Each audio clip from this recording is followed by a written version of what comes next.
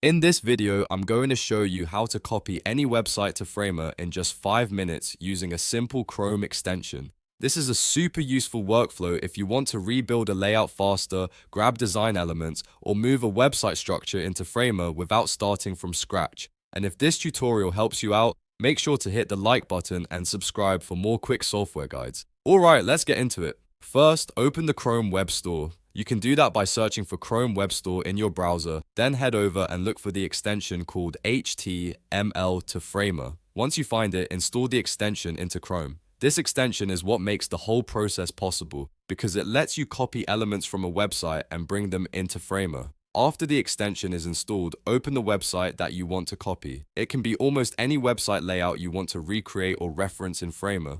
Once the page is open, click the HTML to Framer extension icon in your browser toolbar. This will activate the tool and allow you to start selecting elements from the page. Now, as you hover over different parts of the website, like text blocks, images, buttons, or other sections, you'll notice that you can click on those elements to copy them. This is the key part of the process. Instead of manually rebuilding every piece, you can pick out the parts you need one by one and transfer them into Framer.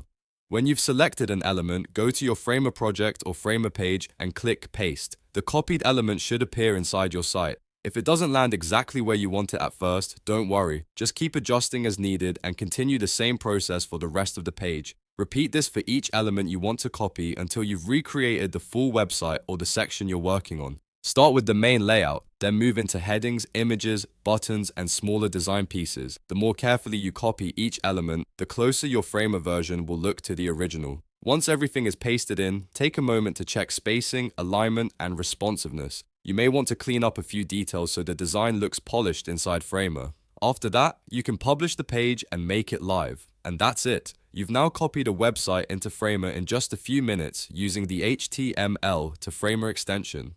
This is a fast and practical way to speed up your workflow and save a ton of time during the design process. If this video helped, please give it a like, subscribe to the channel, and turn on notifications so you don't miss the next tutorial. Thanks for watching, and I'll see you in the next one.